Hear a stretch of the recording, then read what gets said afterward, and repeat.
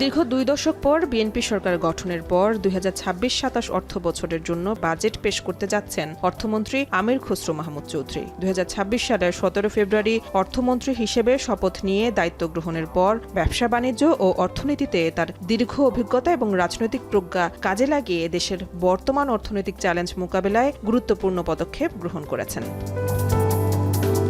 আমির খসরু মাহমুদ চৌধুরী তার রাজনৈতিক জীবনে একাধিকবার জনগণের ভোটে সংসদ সদস্য এবং সরকারের গুরুত্বপূর্ণ মন্ত্রী হিসেবে দায়িত্ব পালন করেছেন। ১৯৯১ সালে চট্টগ্রাম ৮ আসন থেকে প্রথমবারের মতো সংসদ সদস্য নির্বাচিত হন। এরপর ১৯৯৬, ২০০১ এবং সবশেষ ২০২৬ সালেও সংসদ সদস্য নির্বাচিত হন। ২০০১ থেকে ২০০৪ সাল পর্যন্ত দায়িত্ব পালন করেন বাণিজ্য মন্ত্রী হিসেবে। এ সময় তিনি বাংলাদেশের রফতানি খাত সম্প্রসারণ এবং আন্তর্জাতিক বাণিজ্য নীতি সহজীকরণে গুরুত্বপূর্ণ ভূমিকা পালন করেন, যার মধ্যে দোহা ও ক্যানকুন মন্ত্রী পর্যায়ের সম্মেলন উল্লেখযোগ্য।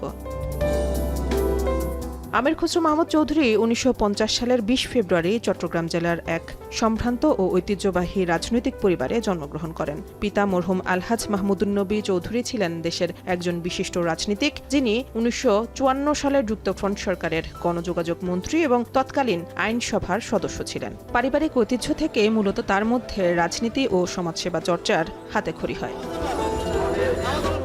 আমির খসরু মাহমুদ চৌধুরী চট্টগ্রামের ঐতিহ্যবাহী শিক্ষা প্রতিষ্ঠান চট্টগ্রাম কলেজ থেকে ১৯৬৯ সালে স্নাতক ডিগ্রি সম্পন্ন করেন। এরপর উচ্চশিক্ষার উদ্দেশ্যে তিনি যুক্তরাজ্যে পাড়ি জমান এবং লন্ডনে হিসাব বিজ্ঞানে উচ্চতর পড়াশোনা করেন, যা পরবর্তীতে তার ব্যবসায়িক এবং রাষ্ট্রীয় নীতি নির্ধারণী ক্যারিয়ারে বড় ভূমিকা রাখে।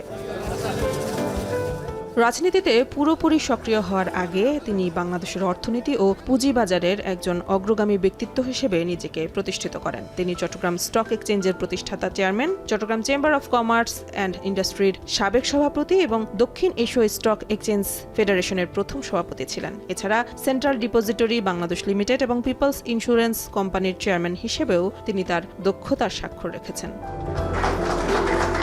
শুধু রাজনীতি ও অর্থনীতি নয়, শিক্ষা প্রসারেও আমির খসরু মাহমুদ চৌধুরী অনন্য অবদান রেখেছেন। তিনি চট্টগ্রামে মানসম্মত উচ্চশিক্ষার জন্য চট্টগ্রাম ইন্ডিপেন্ডেন্ট ইউনিভার্সিটি প্রতিষ্ঠা করেন। এছাড়াও তার পিতার স্মৃতি রক্ষার্থে গঠিত মাহমুদুন্নবী চৌধুরী ফাউন্ডেশনের মাধ্যমে তিনি সুবিধাবঞ্চিত যুবকদের জন্য কারিগরি শিক্ষা ও বৃত্তিমূলক প্রশিক্ষণের ব্যবস্থা করে চলেছেন।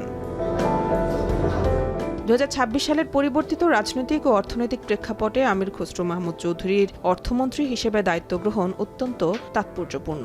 অর্থ পরিকল্পনা মন্ত্রী হিসেবে আমির খসরু মাহমুদ চৌধুরী বাজেট প্রণয়ন, জাতীয় আর্থিক নীতি, সরকারি অর্থ ব্যবস্থাপনা ও অর্থনৈতিক পরিকল্পনা তত্ত্বাবধান করেন। তিনি দেশের সামষ্টিক অর্থনৈতিক স্থিতিশীলতা ফিরিয়ে আনতে এবং বিনিয়োগকারীদের আস্থা অর্জনে বাস্তবধর্মী দক্ষতার সমন্বয় ঘটিয়েছেন।